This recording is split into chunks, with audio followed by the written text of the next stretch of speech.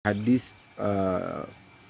syukiya ila Nabi sallallahu alaihi wasallam ar-rajul annahu yukhayyalu ilaihi annahu yajidu asy-syai'a fi as-salah qala la yansarifu hatta yasma'a sautan atau yajida riha.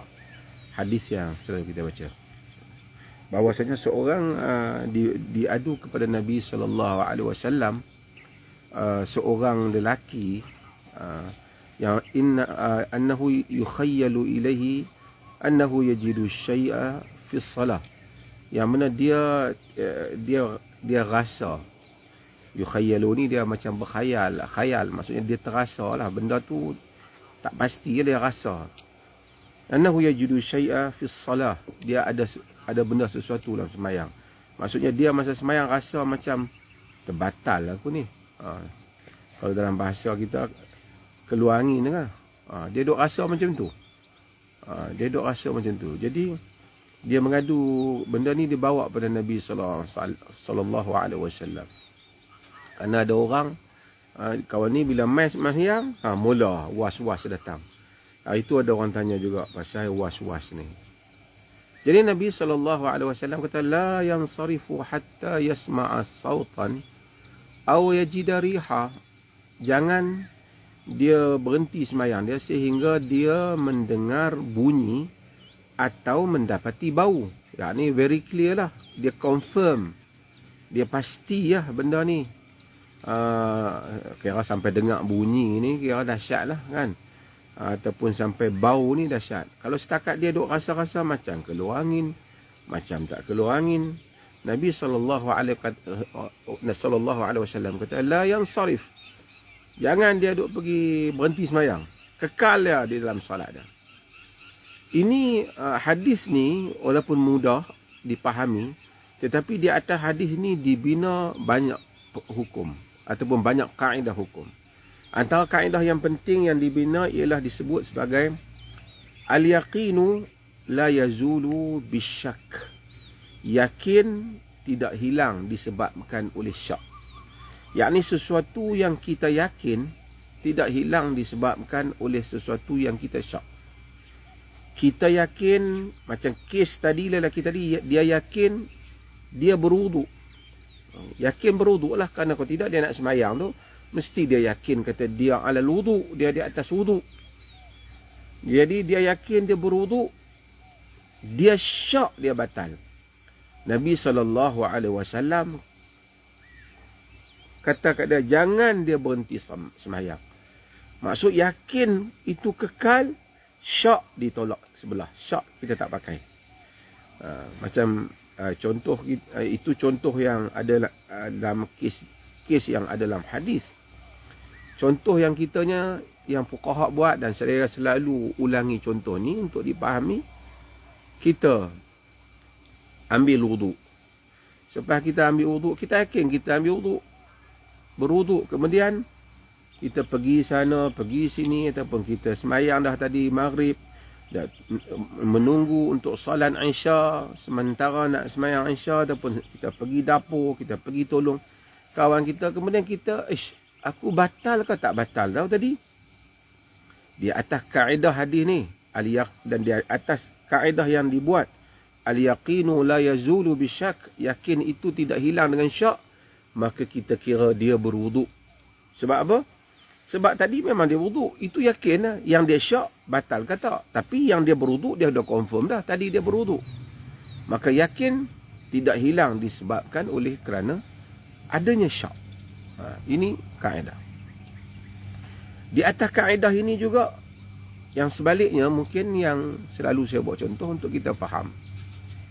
Umpamanya kita masuk bilik air, ambil pergi buang air lah, apa sebuah basuh muka, ataupun kita mandi, bukan mandi wajib. Kalau mandi wajib dengan sendirinya bersamanya hadas kecil, kita dianggap tidak wajib lagi untuk mengulangi wuduk. Tapi kita mandi biasa, keluar, kemudian kita syak, tadi aku ambil wuduk ke tak tu? Lepas kita dah buang air apa semua, kita keluar mandi, Aku ambil wuduk ke tak tadi? Kita dikira tidak berwuduk. Sebab apa? Kerana yang yakinnya ialah tadi kita masuk buang air semua, kita memang dalam keadaan tidak berwuduk. Kita syak saja. Mungkin tadi masa lepas mayang tadi, lepas mandi tadi, lepas kita mandi tadi, mungkin kita ambil wuduk. Yang ni mandi biasa, bukan mandi wajib. Lepas kita mandi tadi, mungkin kita ambil wuduk. Ataupun kita basuh-basuh muka tadi, mungkin kita ambil wuduk. Kita rasa macam ambil wuduk. Tapi kita tak confirm, kita tak pasti. Apa yang kita pasti sebenarnya? Yang kita pasti itu ialah kita sebenarnya tadi tidak ada wuduk. Itu kita pasti, itu yakin. Apa yang kita syak? Syaknya kemungkinan kita berwuduk. Maka di atas kaedah al-yaqinu la yazulu bisyak. Yakin tidak hilang disebabkan oleh kerana syak, maka kekal di atas yakin, iaitu kita tidak ada wuduk. Maka hendaklah kita mengulangi ataupun hendaklah kita pergi mengambil wuduk. Begitu juga salat. Kita duk rasa 2 ke 3, 2 ke 3, 2 ke 3. Sebenarnya kita 2 ke 3, kita rasa kita syak 2 ke 3. Kita sebenarnya tidak syak 2 ke 3. Kita syak 3 tu. Yang 2 tu confirm dah. Kita takkan 2, aku tak pasti 2 atau 3. Yang 2 tu confirm kita dah lakukan. Yang kita syak mungkin kita dah buat 3. Itu sebenarnya. Kita tak syak berdua. Kita confirm dah kita buat 2 tu. Melainkan kita ni kosong ke, 1 ke, 2 ke, 3. Itu ada halusinasi yang teruk lah.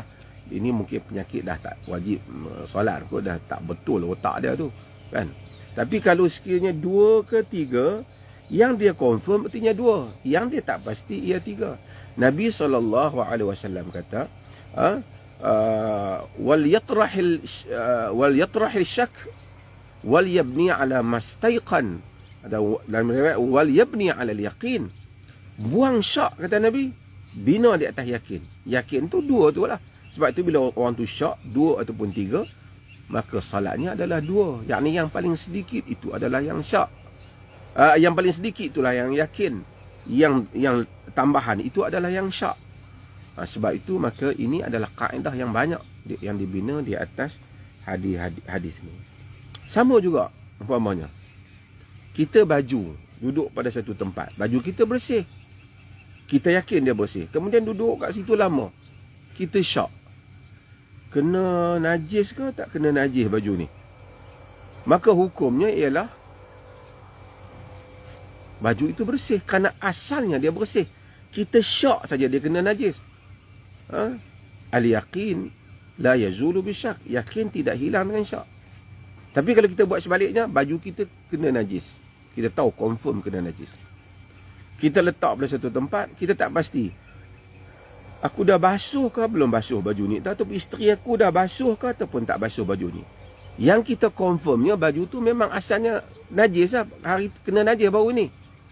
Kita syak dia basuh ataupun belum basuh, maka baju itu dikira tidak bersih. Kita tak boleh solat di dalamnya. Di atas kaedah yang tadi, dibina wal yabni ala yaqin, bina di atas yakin. Fal yulghi asyak, buang syak, wal yabni ala yaqin. Dan sebagai riwayat wal yatrah asyak wal yubni ala mastaiqan, buang syak, bina di atas apa yang kita yakin. Banyak lagi lah hal-hal yang seperti itu. Termasuk juga dalam ibadat-ibadat yang lain. Misalnya kita puasa. Puasa yang kita yakinnya siang ni wajib kita berpuasa. Puasa Ramadan lah maksudnya. Puasa Ramadan, puasa wajib. Ataupun puasa mana yang puasa wajib. Juga puasa sunat juga, kaedahnya samalah. Lepas pada tu kita tengok masuk waktu ke tak masuk waktu maghrib lagi, tak tahu. Kita tak pasti. Boleh tak kita makan? Tak boleh. Sebab apa? Sebab yang yakinnya kita wajib berpuasa, sehinggalah kita yakin kita boleh berbuka dengan masuk waktu maghrib. Kita sedang syak saja, mungkin masuk waktu maghrib, maka kekal di atas yakin. Di atas hadis tadi juga dia panggil Al-baqa'u makana ala makana. Kaedah, ini kaedah. Kekal sesuatu di atas keadaannya yang asal. Sehingga terbukti yang sebaliknya lah. Jadi kita wajib berpuasa. Lepas tu orang kata dah masuk dah kot. Kita tak pasti. Tapi yang kita pasti, yang kita yakinnya, kita wajib berpuasa. Yang kita tak pastinya mungkin dah boleh berbuka. So kita kena tunggu sehingga kita yakin masuknya waktu.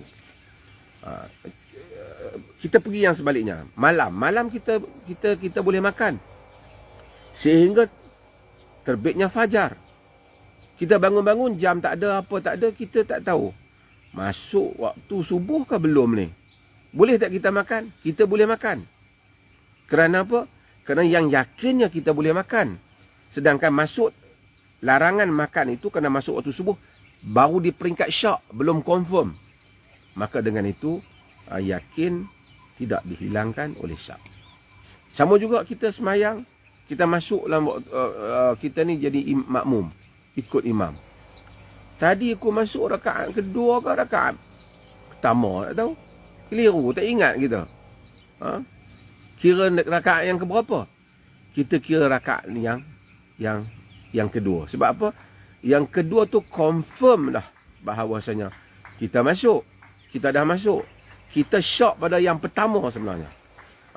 Kita syak pada yang pertama. Kita kadang-kadang kita keliru sebenarnya kita syak. Kita tak syak bahawasanya pada rakaat kedua tu kita memang ada dengan imam. Yang kita syaknya ialah pada rakaat yang pertama tadi aku dah masuk ke belum? Pada rakaat kedua tu memang dah kita dah masuk. Kalau tidak tu kita satu ke dua. Yang dua tu confirm. Masuk yang sedikit itu yang kita confirm. Sebab itu ini adalah kaedah-kaedah yang dibina di atas hukum-hukum yang ada ni. Dia banyak lagi hal-hal yang seperti ini. Misalnya talak juga. Aku katalah orang tu ada pelupa dia ni. Aku talak isteri aku ni talak 2 ke talak 1 ke talak 2 gitu. Kita kira yang sedikit. Kerana yang sedikit tu lah yang yakin. Tang 1 tu mungkin tang 1 tu dia dah confirm lah. Tang 2 tu sebenarnya 2 tu yang dia syak. Maksudnya dia tahu dia pernah talak. Of course bila dia tahu mesti satu talak telah berlaku. Cuma dia tak ingat 2 ke 1. Kita kira 1, tak kira 2. Ini al-yaqinu la yazulu bisyak. Sama juga dalam benda-benda yang lain. Di atas kaedah hadis ni. Di atas kaedah hadis. Kita tengok satu orang tu Muslim. Tengok dia zahir Muslim. Tanya abang Islam. Dia sembelih. Kita boleh makan sembelihan dia. Kemudian ada orang kata dia tu rasa macam murtad kot. Itu baru syak. Tapi yang yakinnya dia Muslim. Kerana dia bersyahadah dengan syahadah yang benar. La ilaha illallah Muhammadur Rasulullah. Maka boleh makan sembelihan dia? Boleh makan sembelihan dia. Tapi kalau seorang tu kita tahu dia adalah agama bukan Islam. Memang kita tahu. Lepas tu dia bagi daging pada kita. Dia bukan Muslim. Kita tahu. Dia bukan ahli kitab. Bukan Kristian. Bukan Jew. Dia bagi pada kita. Then ada orang kata mungkin dia dah Islam lah kot. Maka ambil. Tak. Tak boleh. Sebab yang yakinnya, yang kita tahu dia bukan Muslim.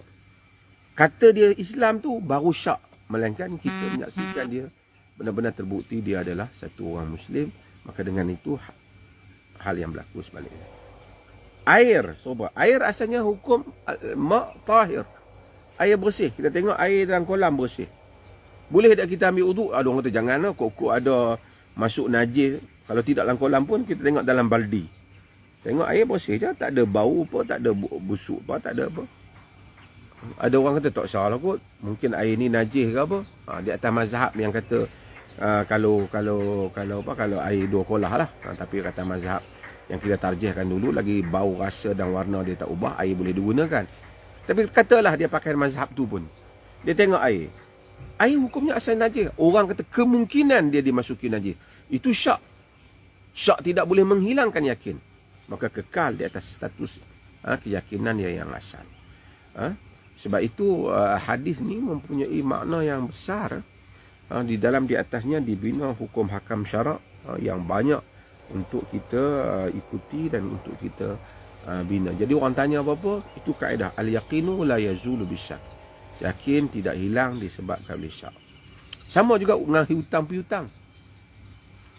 Kalau satu orang kata aku tak ingat kau hang ada hutang dengan aku ke tak?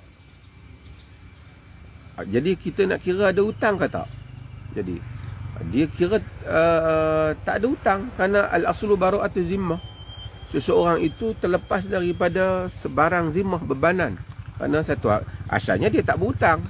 Dia syak, mungkin kau telah berhutang dengan aku ataupun belum, tak berhutang. Mana? Jadi bila dia syak, kalau dia pergi ke mahkamah perbicaraan, dan kalau kedua-dua pihak pun tak tahu, melainkan salah satu pihak dia tahu dia berhutang, dia nak tipu, dia berdosa dengan Allah lah.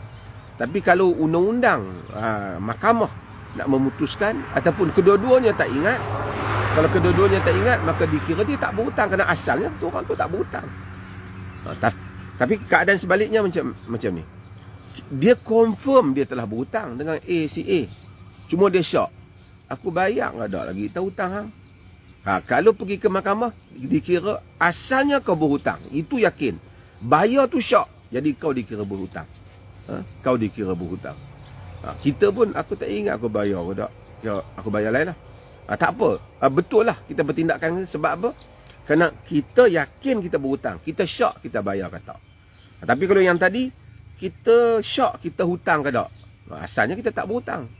Ini kaedah-kaedah yang ada di dalam hukum mahkamah syarak, yang kaedah qawaidul fiqhiyah, kaedah-kaedah fiqh. Yang kaedah ini diambil daripada hadis yang Abdullah bin Zaid al-Mazini ini, yang menyatakan bahawasanya Nabi kata la yansarifu hatta yasma'a sautan aw yajida riha. Dia tak pergi ke mana sehingga dia mendengar bunyi atau mendapati bau. Karena itu Nabi SAW kata wal yabni 'ala al-yaqin, bina di atas yakin.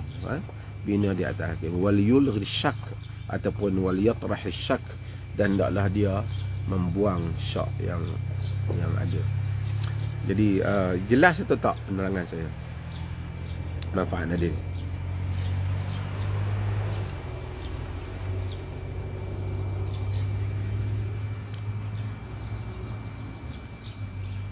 Jelas ke? Siapa yang rasa tak clear? Supaya nanti dia tak tanya, bukanlah saya tak boleh tanya, kadang-kadang saya tengok dia ulang soalan yang sama. So saya bagi kaedah ni untuk dia faham atas semua benda-benda dalam hidup dia. Kalau dia ingat 2 ke 3, dia hendaklah tahu dia sebenarnya tak syak pada 3, atau pada 2, dia syak pada 3. Dia syak pada 3.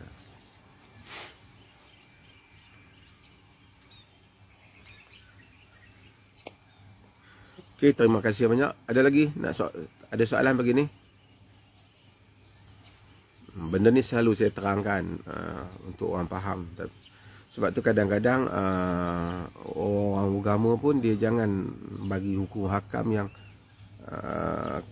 against kaedah ni. Contohnya satu orang puasa Ramadan, puasa sah, cukup syarat sah. Lepas tu ada perkara yang timbul syak, batal ke tak batal? Kira tak batal lah, kerana yakinnya dia tak batal. Dia syak saja dia batal.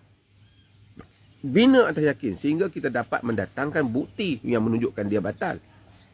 Sebab tu apa-apa bila orang kata batal ke apa, dalam apa-apa amalan tu, dia you come up with the proof, bukti bahawa jasanya ia batal.